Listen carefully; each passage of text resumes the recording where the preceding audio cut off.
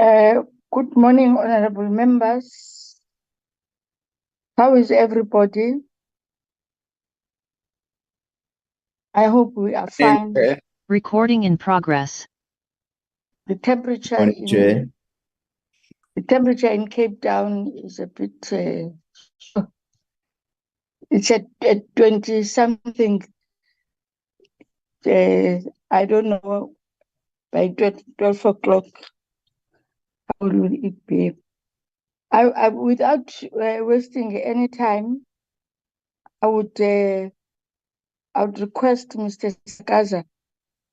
I'm going to switch off my video because I'm using my phone. My iPad has got a problem. I'm going to request Mr. Sakaza to take us through the roll call, and then so that we check if we don't have any apologies. Over to you, Mr. Sakaza. Thank you, Honorable Chair, and good morning to all the members and my colleagues. Chair, we have the following members present today. We've got yourself, Honorable Chair Dunjwa. We've got Honorable Mdabe. We have Honorable Nonsele. I did see Honorable Zuma coming in, and she also got lost. I think she has a connection problem.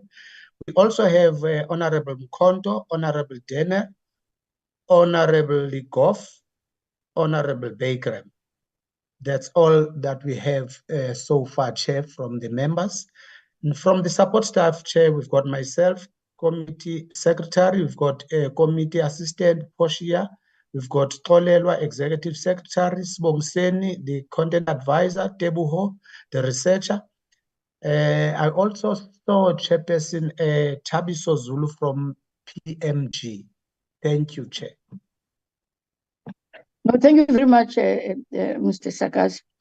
Today, honorable members, is there a problem, Mr. Sakaza? No, Chair. Thank you, Chair. Oh, okay. First, I must. Chair? Honorable Dana. Chair, I apologize. I missed my name. I apologize if I just didn't hear it, but I am also here.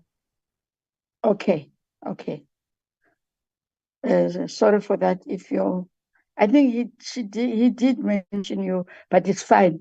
It's fine. Today, honorable members, we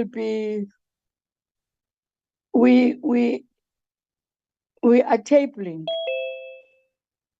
trying to get a proper. Okay, the committee section has developed a report which is called a legacy report. And the legacy report is about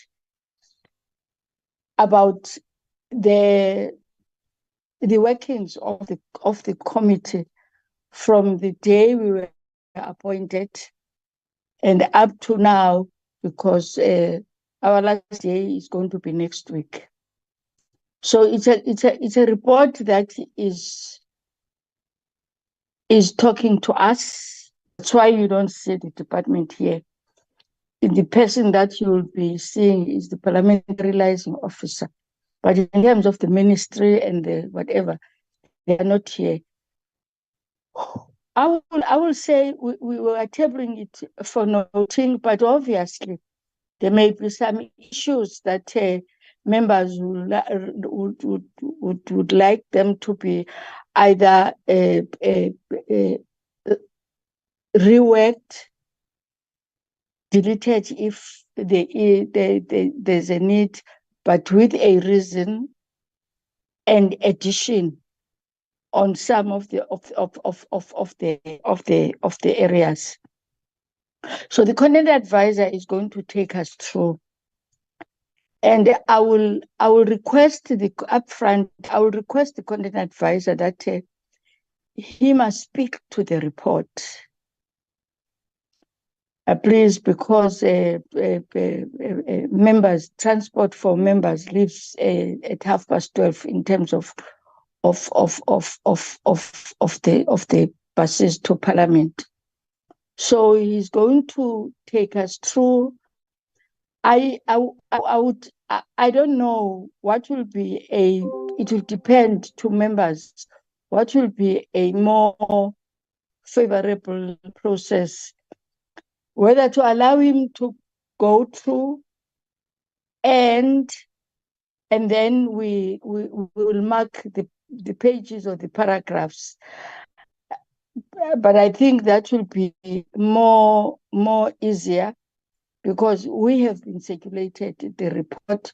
So it's not a report that we are just receiving it now. So that's why my starting point is that, can he please talk to the report, not read line by line.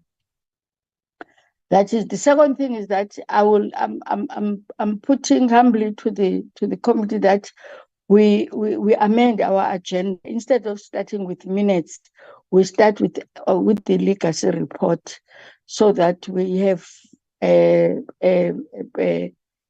considerable time for members to then be able to go through the. If then the meeting, can I check in terms of the amendment? Is there any problem if we amend it? I'm happy. Michael Bagram. Yes, Honorable Bagram. Is there support to that? Supported, Chairperson. Thank you. Thank you. Mr. Ngobo, you will then take us through, and you are also comfortable, honorable members, that we go through the whole report, and then when we are done, we then raise those issues that we would want them to be either deleted, because they are not going to be responding. It's our report. It's only that processes are. It's our report preparing for the 7th administration. Whoever will be coming will be deployed to this committee, will then be able to see what is it that we have done, and what are the things that are still to be done, which will say work in progress. I'll then hand over to you, Mr. Ngobo.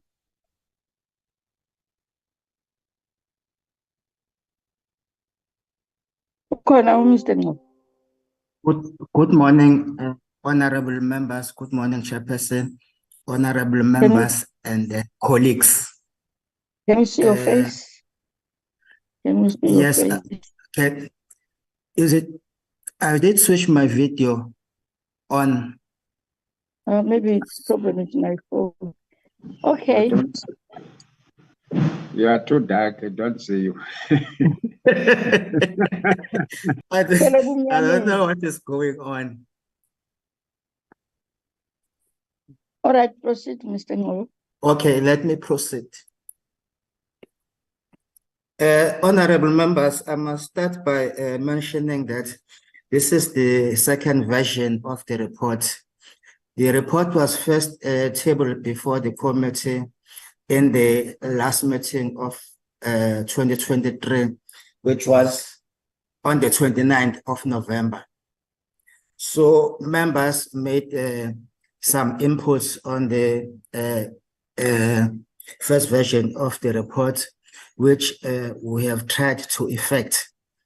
I'm therefore going to start from page 3, which is titled The Report of the Portfolio Committee on Employment and Labor on its activities undertaken during the 6th Parliament. So on page 3, we have the highlights, key highlights of the report. This has not changed from the first version that was tabled before the committee. So it has 3 sections: the committee focus areas during the 6th Parliament is number 1, number 2, key challenges emerging, and then number 3, key areas for future work. In number 3, key areas for future work, what we have added that was not in the first version of the report. Sorry to interrupt, Madam Chair. Madam Chair, Yes, Michael Honourable. Bagram, I've got a bit of a problem with the numbering. I don't know, my page 2 is the key highlights. Maybe we've got numbering different to Mr. Noble. I don't know. I mean, I was looking at page 3 is the recommendation. So I mean, everyone got the same as me. I printed mine out what Mr. De Casa sent to me. Sorry about that. Just administrative. Yeah, it's an administrative, what? I don't want to say error, Rich. You are on page 3. Is it what you are saying, the recommendations? Yeah, page 3 is the recommendation. Number 4 is recommendations on page 3. Am I correct, or have I got the wrong one? Recommendations are in page 3. Yeah. Page 4 is introduction. That's correct. So I think the numbers that Mr. Noble has got is a little bit different to ours. Okay, may we continue with that understanding that if he's saying page 3, I'm making an example, to us is page 4, because I have opened mine, which is page 3, in line with what it is which is in this screen. So it's fine if we can just be understand and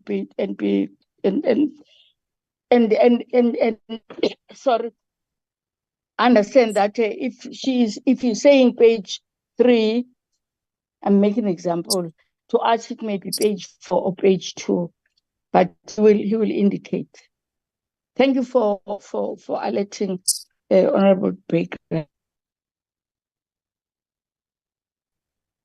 Thank you, Chairperson. I am on number 3, key areas for future work. According to the report that is flighted on the slide, it starts from page 2 and then it continues to page 3. So what I was saying was that what we have added on the key areas for future work is bullet point number 3, which is the separation of the CF and UIF from DL, DEL to achieve efficiency. That was added after the meeting that we had on the 28th of February, where the department presented on the repositioning of the compensation fund and the UIF. And then on number 4, we have recommendations. And recommendations, we also added the 5th bullet, which is a recommendation that the 7th Parliament should ensure that the department is reconfigured to meaningfully incorporate the employment mandate. That is the addition which was not on the first version of the report. And then we're going to page 4, which is starting with the introduction. We made some changes to the introduction that we had in the first version of the report. I'm not going to go through the whole introduction. From the introduction, we have the overview. The overview, that section was not in the template that we received from the committee section, but members requested us that we put the section on overview of the work of the Sixth Parliament. So in compliance to the request from the members, we have done that. The first part of the overview looks at the impact of COVID-19 to the functioning of Parliament in general and the Portfolio Committee of Employment and Labor in particular. Then you can go to page number 5.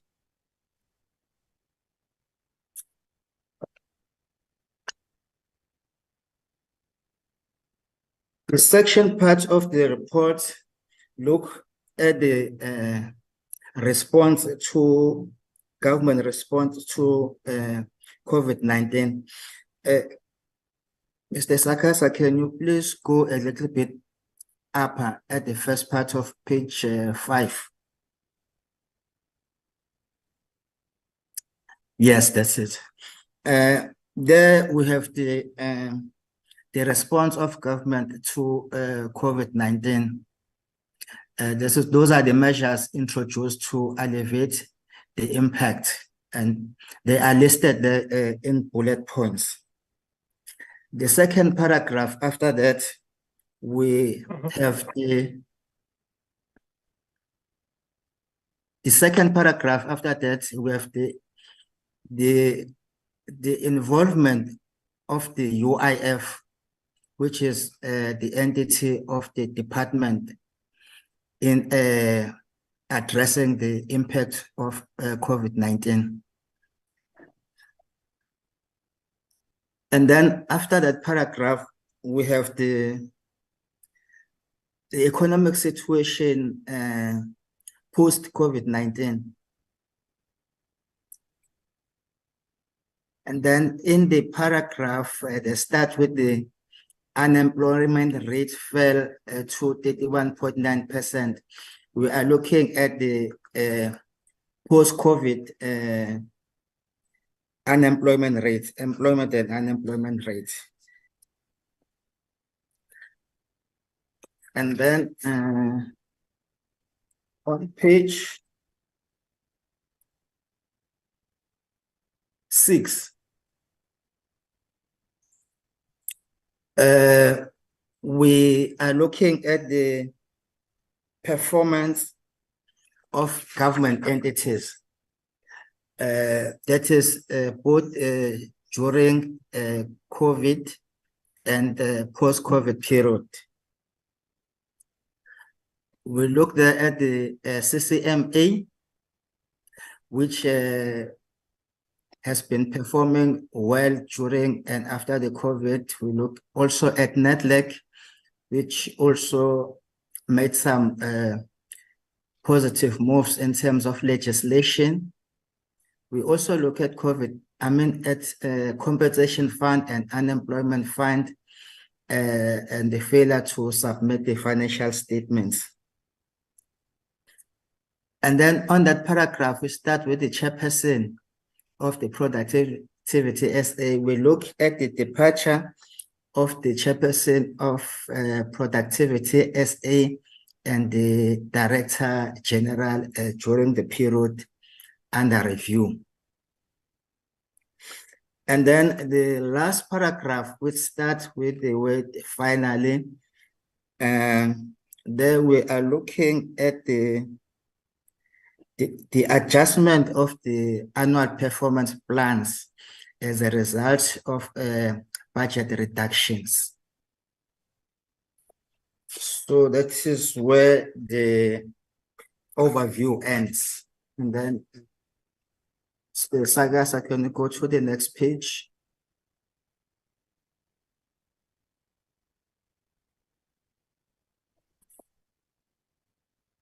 And then section 1.1 is titled Department and Entities Falling Within the Labour Committee's Portfolio. Start by looking at the mandate of the department, and then we look at the entities or mandates of the department, and then after the mandate of the department, we look at the programs of the department, which is administration, inspection and enforcement services, public employment services, and labor policy and industrial relations. And then after that, we list the entities that report to the Department of Labor, which are the Supported Employment Enterprises, SEE, the Compensation Fund, the Unemployment Fund, Commission for Conciliation, Mediation and Arbitration, NETLEC, and Productivity SA.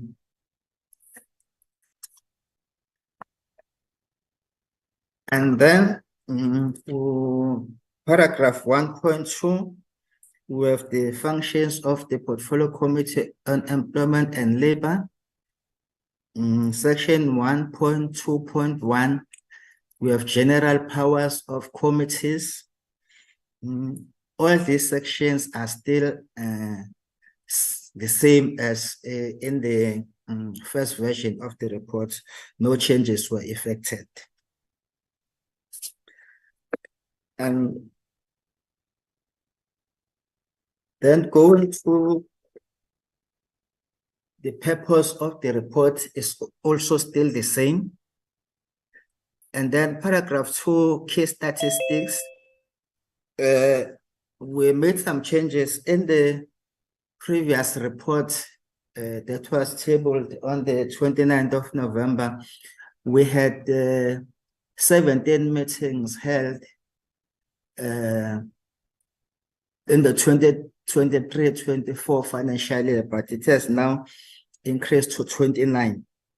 And the total meetings held are now 128.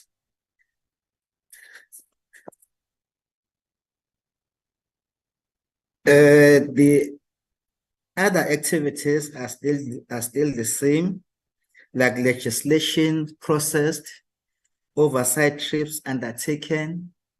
The committee undertook 12 oversight trips during the period under review. One study tour that was undertaken to Kenya. One international agreement processed. And then there's also one petition that was considered. And then from there, I'm going to go to paragraph 5, which is legislation. The pieces of legislation that were referred to the committee during the 6th Parliament, there was no legislation that was referred in 2019-20 financial year. And then in 2020-21 financial year, we had the compensation for occupational injuries and diseases amendment bill, which was completed. And then we also have the employment equity amendment bill, which was also completed.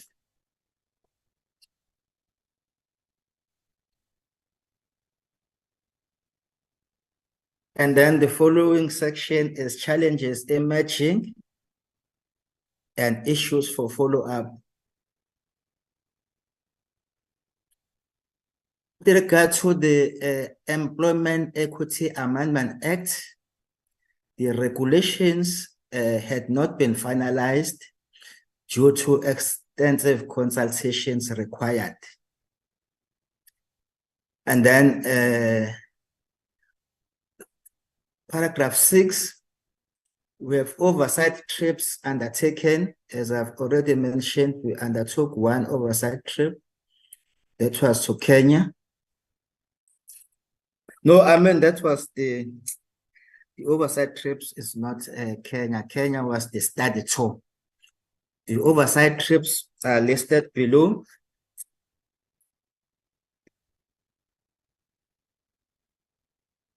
In March 2020, we visited the Compensation Fund headquarters in Tshwane. And then in February 2021, the Vanderbiltpark in Gauteng, ArcelorMittal.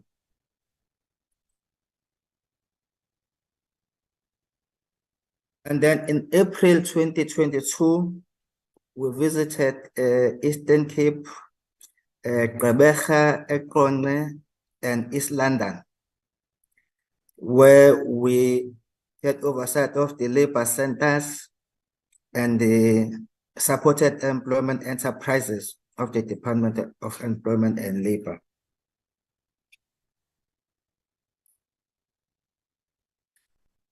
In March to September 22, we had a joint oversight with the PC on agriculture, land reform, and rural development, where we visited all the provinces.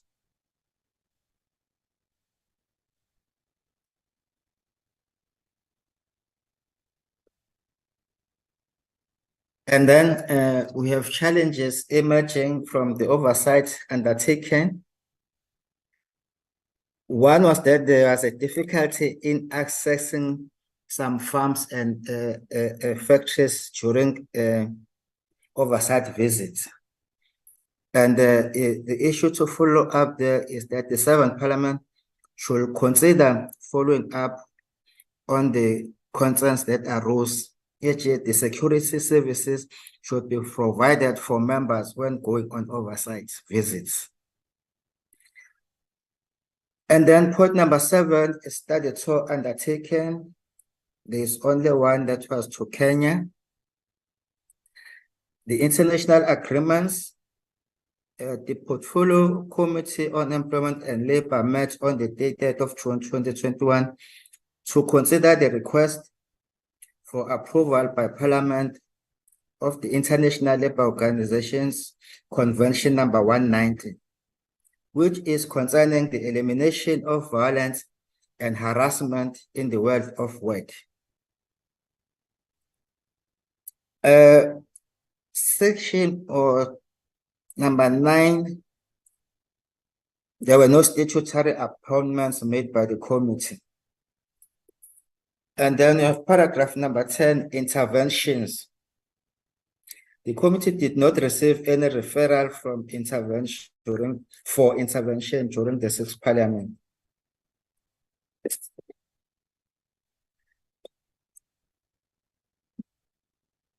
And then we have petitions. There is a petition that was received by the committee from Solidarity and Cape Forum, which was calling for the Assembly to investigate the assessment, the reassessment of the legality, rationality, and desirability of the Employment Equity Regulations 2023. It was referred on the 13th of July 2023. The matter has since been resolved. And then paragraph number 12, we have obligations conferred on the committee by legislation. So there we have BRRR and the committee recommendations to the minister. And then summary, paragraph 30 is summary of outstanding issues relating to the department and entities that the committee has been grappling with. The issues are listed in table 5. One of those is on the alternative funding model of productivity SA. There we say DEL has to facilitate open communication lines that include UIF and CF. And then another issue is the additional funding of the CCMA to enable it to fulfill its mandate regarding amended labor legislation. Thirdly, is the capacitation of the IES program regarding suitably qualified personnel and relevant tools of trade. Fourthly,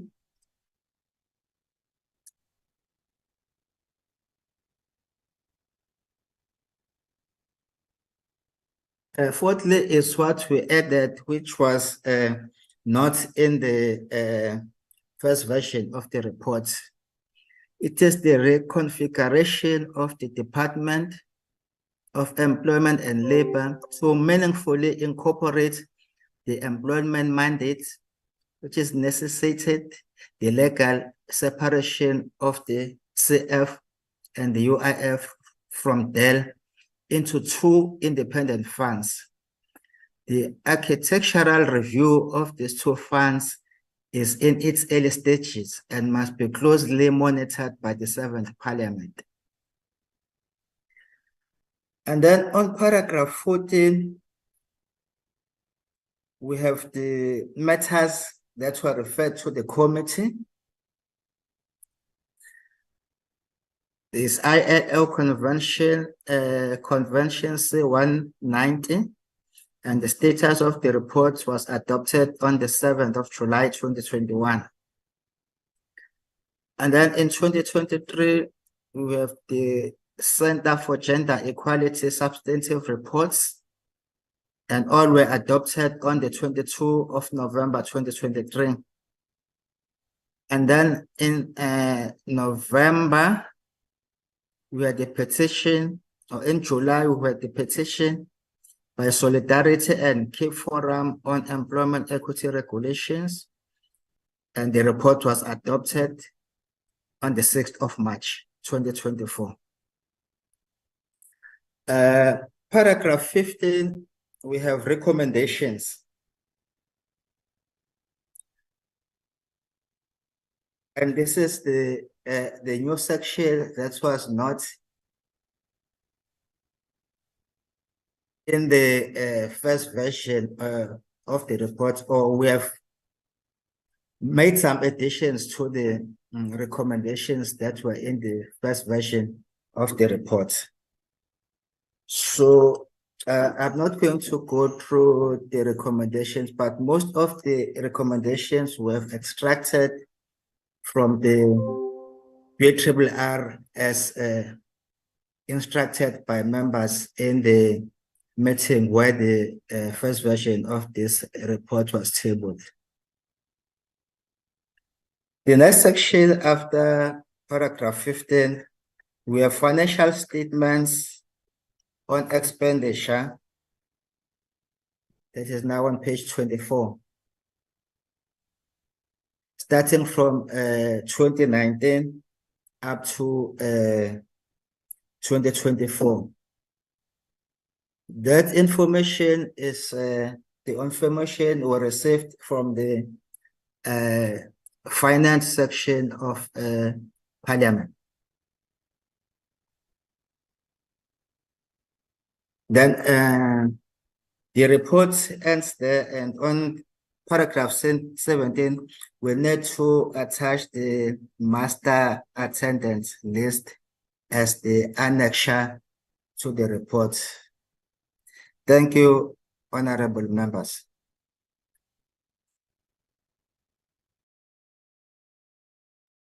Thank you, Mr. Ngobo. My apologies for the glitch that I was not aware that my mic is on. Members, there is our legacy report. Remember that it's well say for noting, but if there are issues that members want to reflect on, it's fine, because the adoption will only take place on next week with all the amendments that we have made. Can I first hand is Honorable Baygram. Honorable Baygram, for now. Thank you. Honorable Nonsele.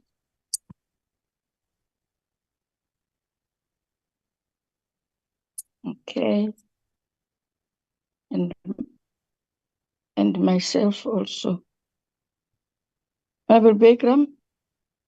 Thank you, Madam Chair, and thank you to Mr. Noble for the report and the amendments, and some of them are excellent. Thank you very much.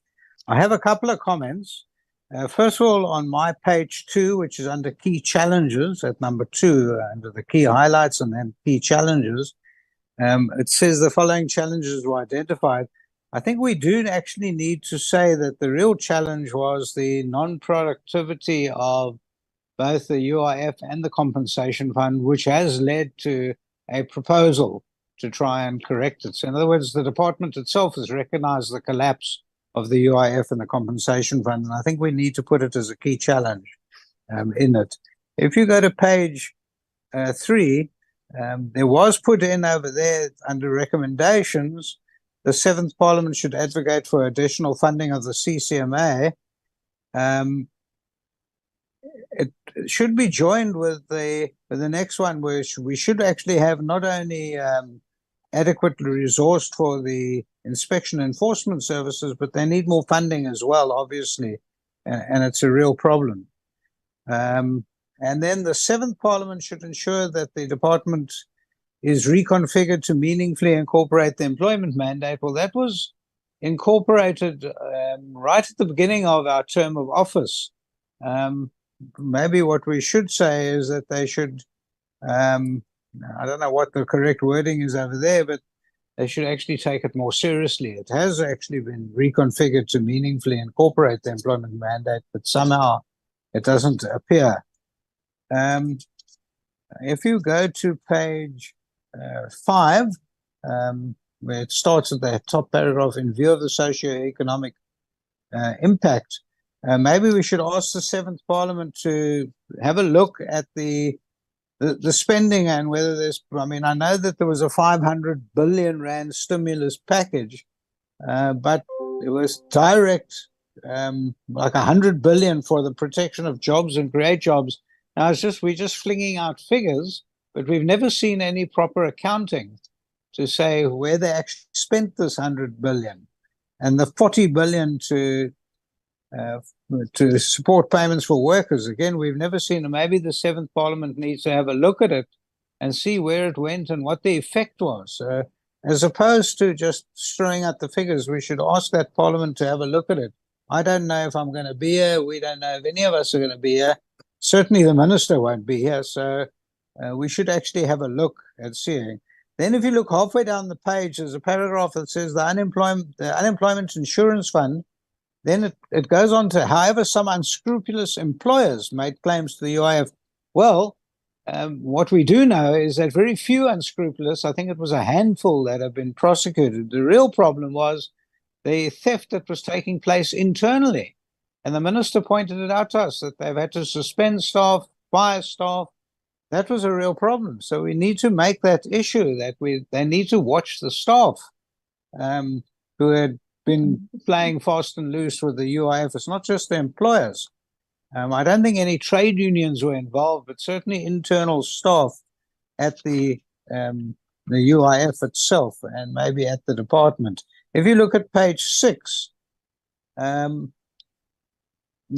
engaged, the first paragraph, the first part and the second paragraph of the first one, NEDLAC engaged in a crucial exercise of reviewing legislation to identify constraints to employment creation.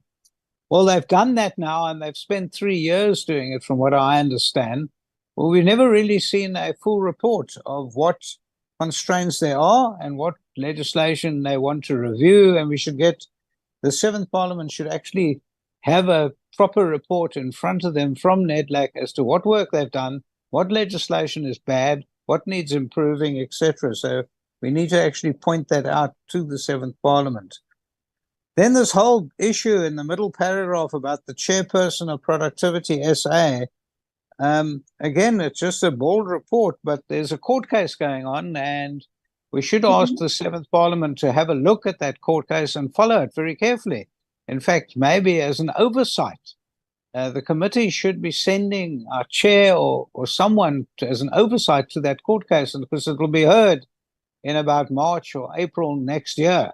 and whoever is the new chairperson should be having a look at it, because this has created major problems. That our DG resigned, and whatever anyone thought about our DG, and I often had clashes with him. He was a brilliant DG in the sense of administration, and he resigned. It's a very sad occurrence that took place. He was the fall guy, and in fact, the other fall guy should have been the UIF commissioner, who somehow just still didn't take any of it. And that Seventh Parliament needs to have a look at what actually went wrong. Why were people resigning? Why were people fired?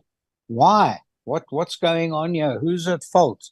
It needs to be said, and it needs to be actually explored. It was, after all, 5 billion rand. Eventually it was saved, but there's court cases about bribes and allegations of wrongdoing and whatever. And the DG fell on his sword, and we need to actually salute him that he was prepared to take some of the blame. He might not have been the person to blame at all, but he took the blame because he's the captain of the ship. And for that, I salute him, and I feel actually heartsore about the DG resigning in circumstances like that. And maybe we should talk about it. He's not expendable. He was a real person, and he was doing hard work.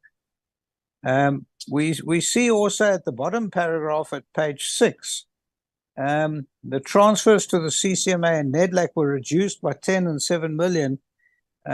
Again, we should ask the Seventh Parliament to have a look at the entities and see which entities are actually performing for the public. Where's the money best spent? I know that the DG, the acting DG, said that, or it might be now the new DG, said that everyone had to take a knock, but there's some places that are not earning, are not getting the money and performing duties for the public.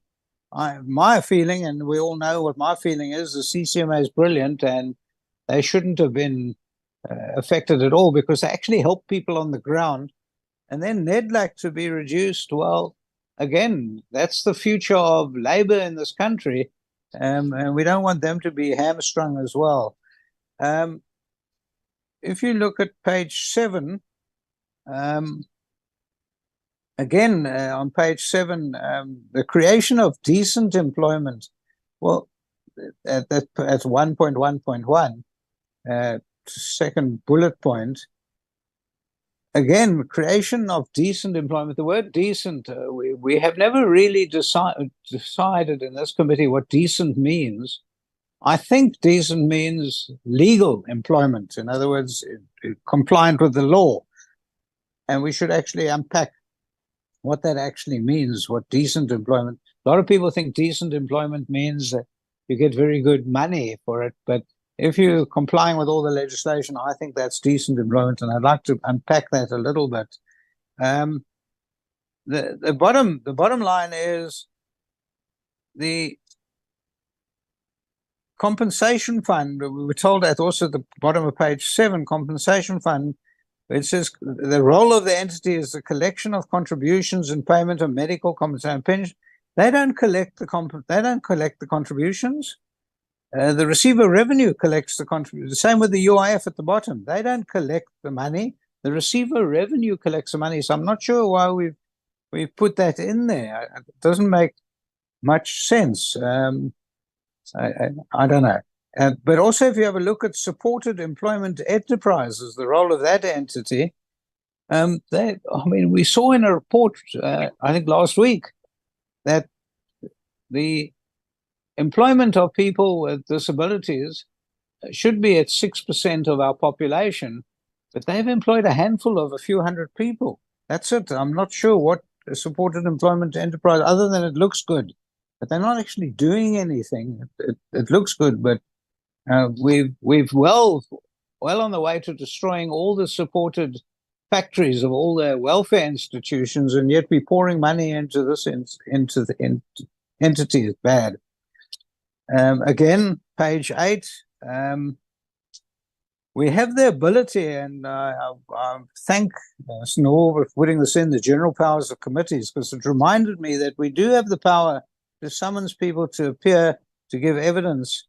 And we know that Tunja capital case is continuing, but it would be very important for us to actually speak to those people and find out what actually has gone wrong here. Why, under our very noses, was this an enormous problem? And in fact, if at the end of the day the court case turns out that the minister was defamed because someone's accused him of bribery and fraud, and it looks like the minister's been defamed, we should actually do something about it as a committee. We need to, we have a duty to come forward. And although I've also clashed swords with the minister, it's heart sore again to hear that someone is defaming your minister and accusing him of fraud if they've got no evidence of fraud. And we need to stand up as a committee. But a whole lot more, and I think I'm taking a lot of your time, Madam Chair, and I apologize. If you look at page 19, issues to follow up there, the Seventh Parliament should consider following up on the following concerns that arose, and they pick on security services should be provided for members. I'm not sure what that's all about. I mean, have we been threatened in the past? Is there a problem, and that we actually require? I mean, other than maybe a driver and someone from the department, do we actually need separate security services? I think that might be a bit of a wastage, if you ask me.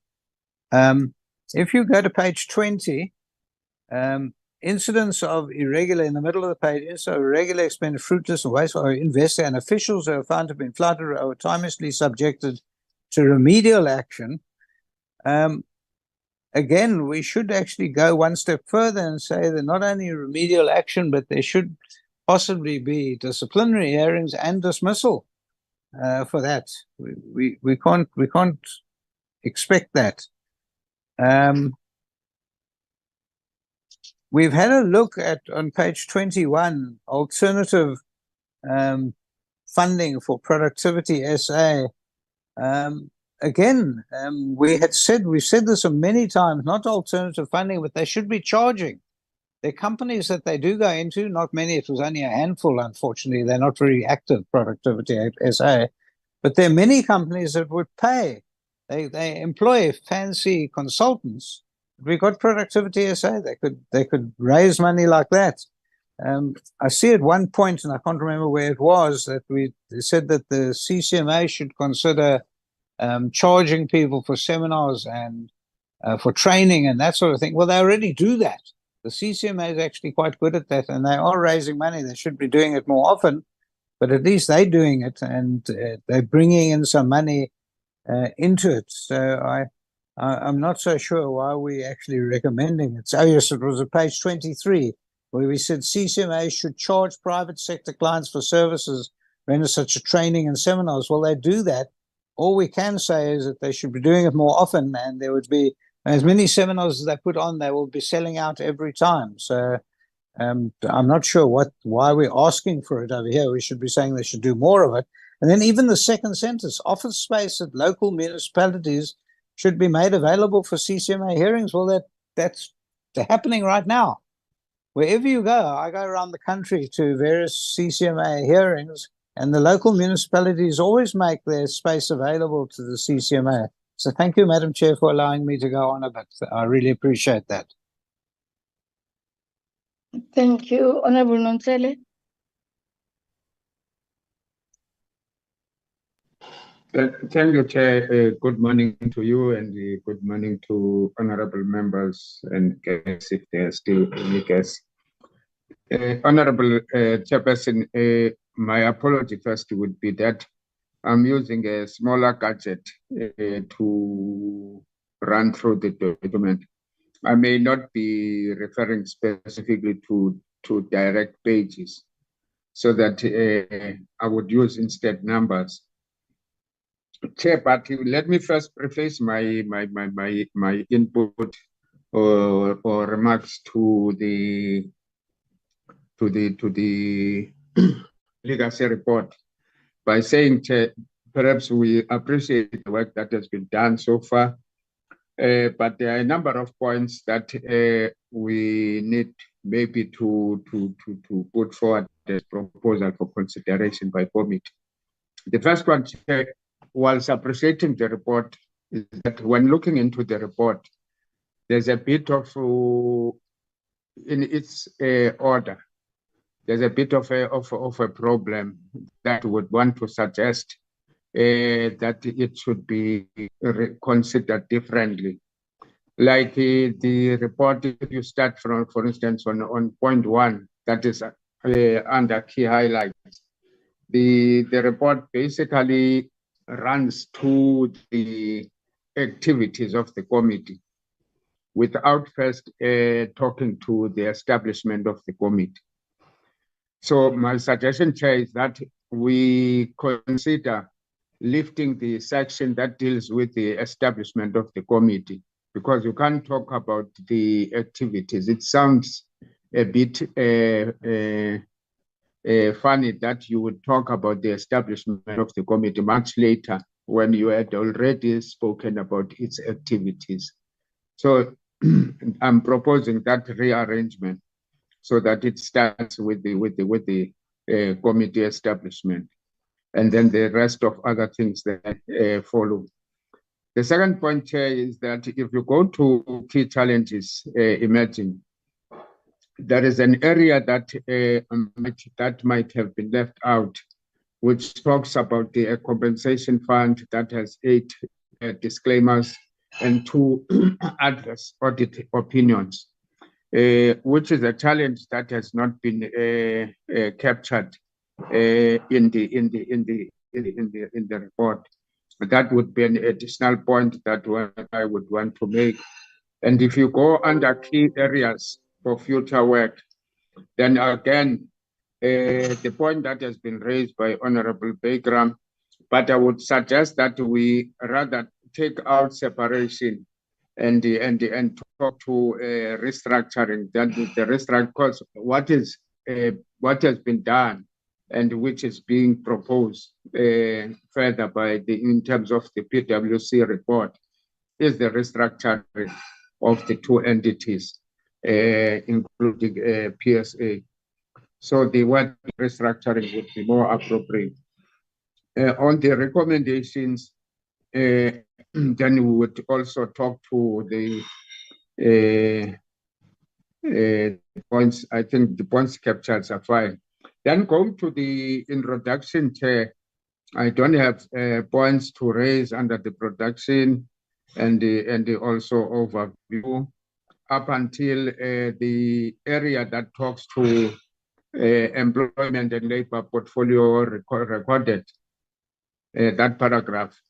Just at the end of that paragraph, there is a point that talks to the compensation fund and unemployment. It's basically just to propose a reformulation of that paragraph.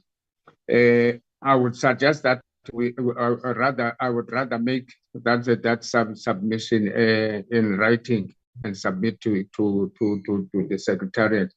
But it's basically to do a reformulation such that it gives more emphasis to the key areas of focus. Like, for instance, the annual report of the UIF, that is 2021-2022, which was submitted to Parliament for tabling on the 30th of October, that is 2023, and the compensation fund, the submission that was made on the 2021-22 annual report was submitted, was tabled to Parliament, that is on Tuesday, 5th of December 2022, as evidenced by the ATC, that is ATC 173 of 2023. Because those records, Chair, would also help us so that when we talk to the legacy report for the new committee, it does not end with the failure to submit, but it also see the extent to which the committee, the outgoing committee, has made effort to ensure that there is in fact compliance, which indeed has been achieved during the term under review. Then the next area, Chair, on the same section is the one that talks to the removal of the chairperson of the productivity SA and the DG and the resignation of the DG. The proposal that we would want to make, Chair, is that we should in fact refine the point in line with what Honorable Bagram has raised. Not in line with the terms of Folgai and so on. And that one will respond. I will respond as my concluding point. But on this point is basically try to ensure that because the matter is set to declare, so that we do not make a reference in general terms. We can just say the chairperson of the productivity as in the director general have resigned due to a matter that is currently at sub judice, and then make reference to the report or the matter that, which is in court, and make reference to the report that was submitted in terms of the portfolio committee held, where the minister addressed the committee, so that we remain right. Instead of creating our own story, we refer directly to records of the committee proceedings. Yeah, if for instance there is a need then to lift the reference or the submissions of Honorable Minister to the committee, we make that more specific, so that we don't talk in general terms, which later you can find that the legacy report becomes enjoined one way or the other to legal processes that may ensue. The point here is maybe because Honorable Baker, I think, is a legal person, he can talk better on this matter. That is that the legacy report should not end being a tool that would be used later in any form of litigation. Then the next paragraph here, immediately below under say 22nd September 2023. You have that one, because that report, that section that talks about chairperson and productivity report ends with what I'm saying, which is 22nd September 2023. Yeah. So I'm proposing that we reconsider this this matter, which reads, it was reported in the media that the Director General conveyed to the news of his resignation to his top management in a WhatsApp message on 18th of October 2023. That line should be treated similarly to what I proposed earlier on, so that we do not unintentionally take the legacy report into the ongoing dispute and so on. It be treated in line with the same proposal early on. So we can delete if that word suits. Yeah.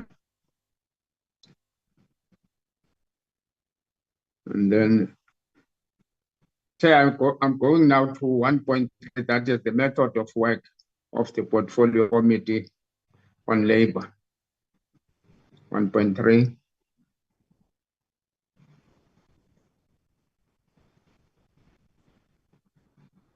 Yes, Chair, we're proposing that there should be a much more elaboration on the point, so that it reads that the standard day of the committee meeting is Wednesday, and that if the committee has extra work, it adds to Wednesday, should be any other day other than Monday.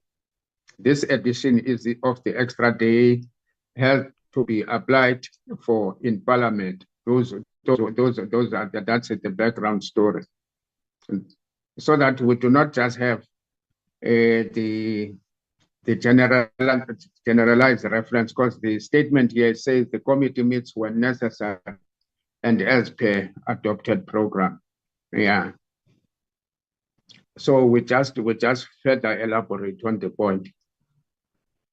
I moved to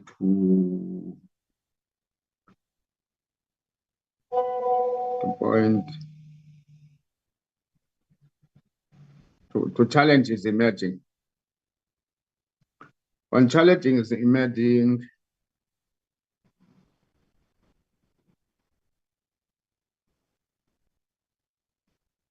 yes.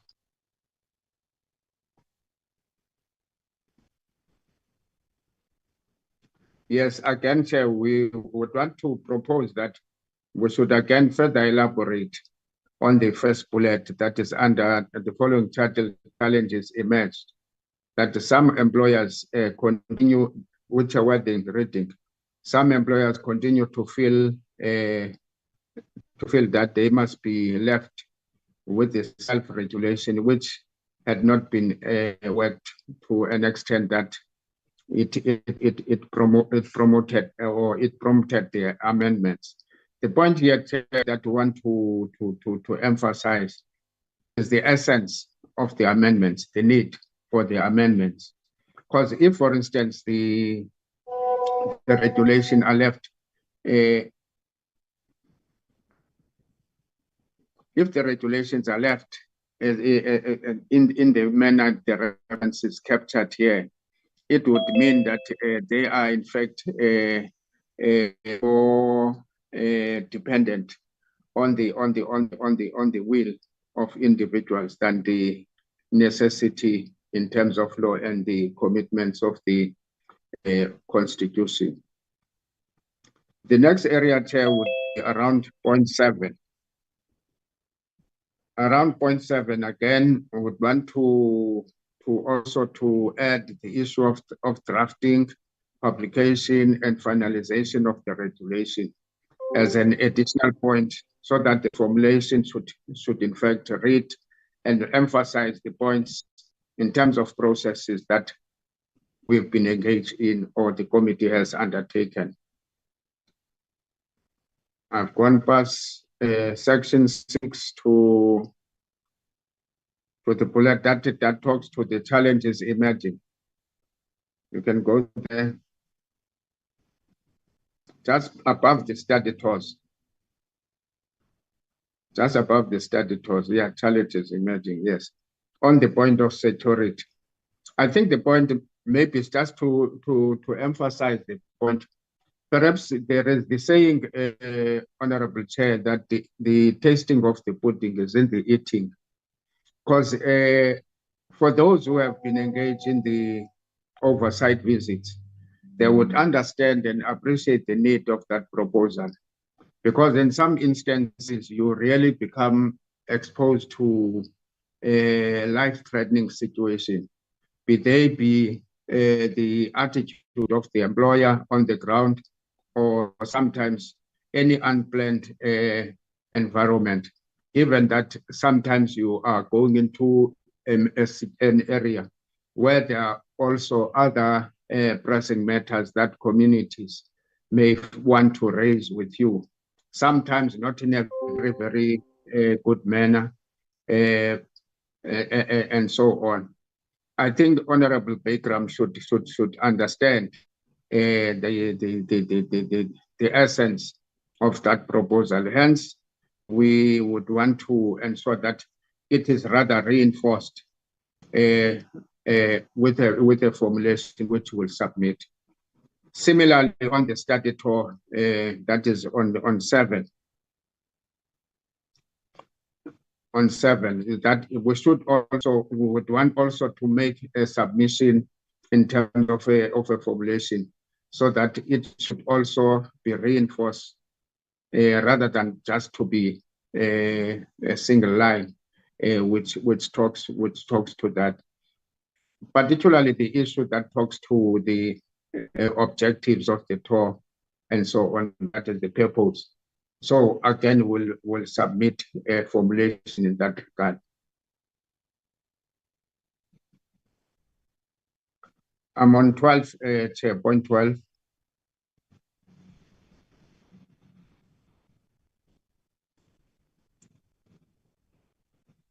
On point 12, Chair, it's basically to make an emphasis to make an emphasis in terms, for instance, of the vacant posts within the employment and labor portfolio that are filled suitably and qualified persons without delay, that the priority being given to the critical posts, that is for the period of, that is the year 2023.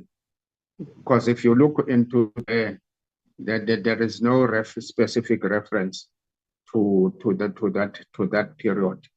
So we're talking to the year and highlight the year specifically.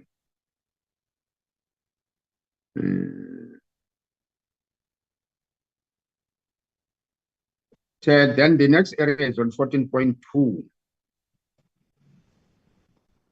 which is the area that I've spoken about with regard to how it should be realigned. Firstly, that it should be lifted to the point on top, so that all the matters that relates to the committee in summer follow from how, for instance, the committee has been established, when and was elected, and so on, including the members constituting the committee, and the officials and so on.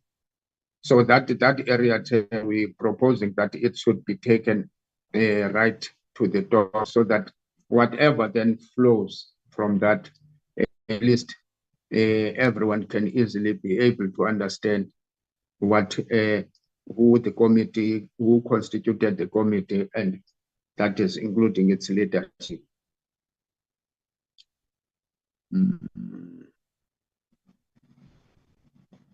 I'm running down. Yeah, I think so far, Chair. But then there are just few points that I wanted to also conclude on. But the first one, Chair, is with regard to definition of decent work. Chair, the word decent in terms of the portfolio or matters of employment, we derive as a part and parcel of the global family in terms of the ILO conventions. There is a decent work formulation or interpretation. And if we want to give content to the decent, the word decent in terms of the report, we should in fact use that formulation that the ILO uses, which basically talks to a broad range of issues that relate to the content of employment, relates to working conditions, relates to fair payment and so on, including issues of gender equality, including non-discriminatory wage packages in terms of gender and so on. All those points would in fact be incorporated into that. My worry is that if we take just a simple interpretation of dissent, then it would be a bit of a defeat of the overall objective of the commitment that the democratic government wants to achieve, particularly as part and parcel of the bigger family that is of the International Labour Organization. The second point, Chair, was with regard to the fall guy remark. I think again we should appeal that we should not prejudge the legal processes that are currently underway. There is an investigation and so on. So to move ahead and allege that there is someone or any group of people who are fall guys, I think it's an unfortunate statement. Again, Chair would want to request that it should not be repeated, or it should be withdrawn. That is the accusation against the minister. Yeah. And finally, Chair, on the question of the remedial action. The remedial action, again, Chair, if you go to the outcomes of the public protector, remedial action means steps that must be taken to correct. And that reference to remedial action, therefore, would not be necessarily an upset reference. Perhaps it would maybe, for ease of reference, mean that we can even, in brackets, make an interpretation of that. That include, for instance, corrective steps that must be taken. Yeah. But on my side, I would argue that it's not necessarily an awkward term to use, particularly in the area of work where we are engaged in. Thank you, Chair. No, thank you, honourable members. From my side, I think I've been covered by both yourselves and Honourable Baker, but also in terms of the issue that is talking to the Tuja and whatever. I think that reformulation and more so what you are arguing in terms of we must not find ourselves now being entangled because of what is in our documents, because the matters are still in court. Secondly, on that is that the chairperson of the Productivity SA didn't resign; he was removed. I'm subject to correction. The PLA, the That's correct. but yeah, he was removed by the minister. The person who then resigned was then the DG. There are two issues. Then we go to page 9. It's either page 9 is on this point in page 9, which I would like it. I think we have also spoken about that. This thing that the meet on day to day at any time includes. That is not that gives an impression that we just wake up and decide to have a meeting, or we can stay with that, whereas we do have a scheduled sorry, a scheduled meeting. Sorry, as we were can I just take water? Sorry for that.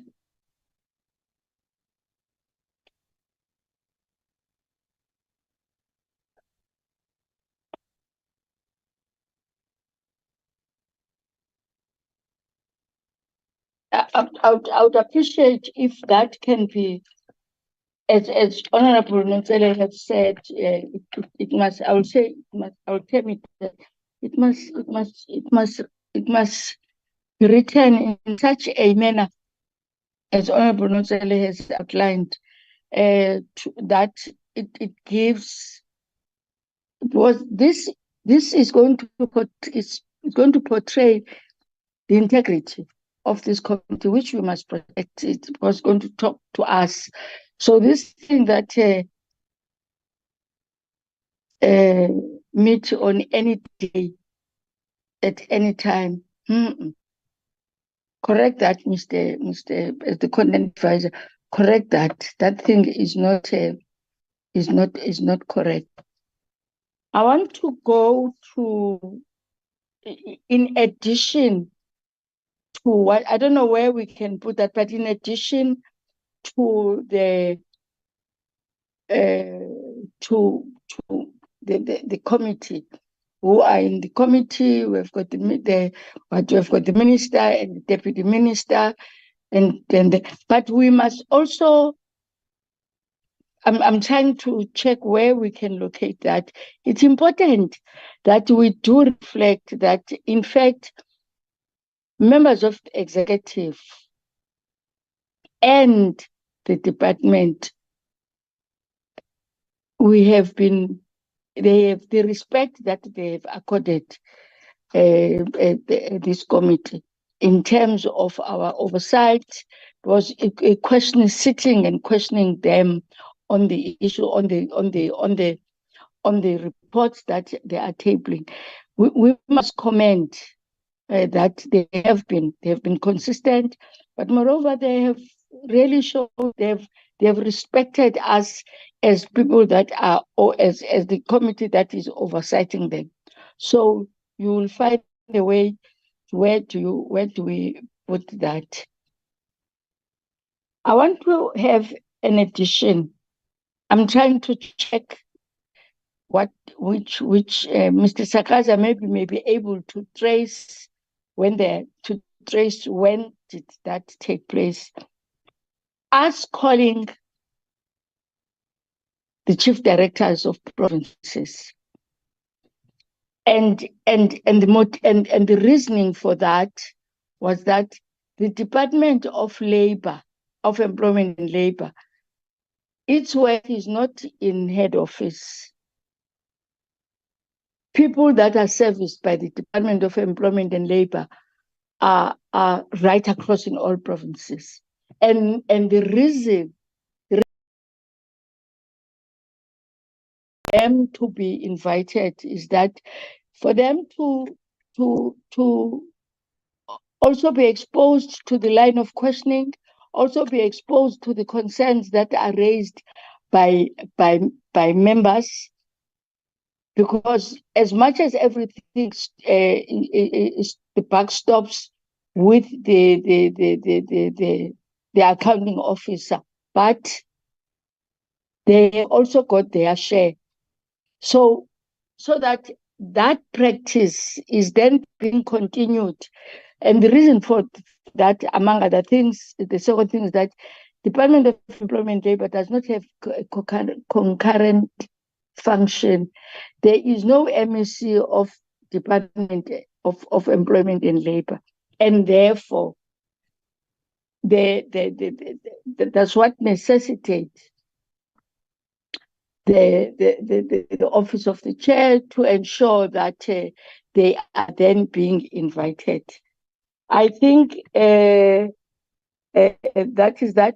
Well, I don't think there will be a need for, just to make an emphasis, a need for names, but for political parties, how many political parties, and those that couldn't attend, the reason, remember that the others are 1 and 2, they will then choose in terms of their interest which political party, which meeting of the Employment and Labor they attend. So that whole,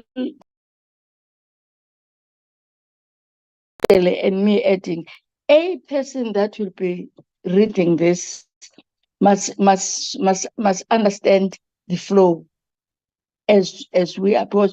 You can't start by the challenges as if this committee at a particular time didn't have any leadership. I will understand that you will say it's a template. No, the template is not cast in stone. We are talking about us here, and we then have got a responsibility, in particular the office of the chair, to protect the integrity of this committee. So you start when the committee was formed, how many members, which political parties were there, which of those were alternate, the minister and the deputy minister, and the attendance. When you talk about the attendance, you must also talk about the attendance of the ministry and including the deputy minister, so that the incoming administration has got that understanding. I think those are the amendments, the additions, and the deletions, so that when we then sit on the 27th, we are then adopting, because we are to adopt. So I would appreciate Mr. Ngobo and Mr. Sakaza that at least, it's Wednesday today, by Friday, at least Friday, I'm being fair. By Friday, you must circulate the amended version, which it will then be for for adoption. I think, honorable members, then the other thing I would have thought that Mr. Ngobo will explain, the latter, the end, the cost, those are the logistics, how then the logistics are being costed in terms of where we are going to and whatever. The last thing on my side is the oh, okay. No, I think Mr. Nontsele has explained the oversight, the trips and the security. Having said that, honorable members, I think because I don't see any hands, we will then, the secretariat. Madam Chair? Oh, I thought it's a legacy hand. No, Madam Chair. Michael Bagram, I'll just put it up again. Yes. Just one thing, I wanted to make a general remark, and I mean, I'm happy if people don't agree, but I think, and we've seen this from every single political party in the country, that employment is at the forefront. Job creation is at the forefront of what everyone needs, and the whole country is looking for that. Do we want to be proud that we sat on the Employment and Labour Committee and have made it one of our mandates as job creation? I just thought maybe right at the beginning of the legacy report to say how proud we are that we've been given this task to try and get job creation. We might disagree on the ways of doing it, but I think we all agree on job creation. It just might be something nice to start off, or get a quote from some expert on this, just to say at the beginning of our report that we're all very proud to sit on this committee and be tasked with this very important, very serious task of job creation in South Africa. And then there's just one other thing that, and I said when I was addressing you that I was heartsore that the DG, our previous DG, had resigned.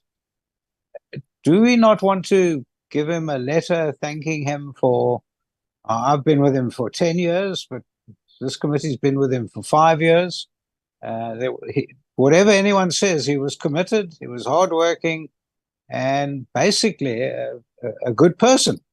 Do we not want to at least send him a letter signed off by the committee and from our chair thanking him for the hard, otherwise it's just like he's slipped off into the darkness, never to be known again. And I find that wrong. So just over to you, Chair. That's really your decision. Well, we have got a meeting. Our last meeting, which is going to be physical, it's a meeting that we are, what should I say? We are saying cheerio to one another, and therefore, I think that meeting will then have to look into that, because if he was here, we would have done that in his presence, but he's not here. So let's just look into that in our next meeting of the 27th, which is then going to be a physical meeting. Well, the issue about our extended mandate, it has always been a what, I don't want to say a sore point, but it has always been an area where we have got different views, because the employment and labor, the employment side was to ensure that to create a conducive environment for employment in the country. Well, let us see it on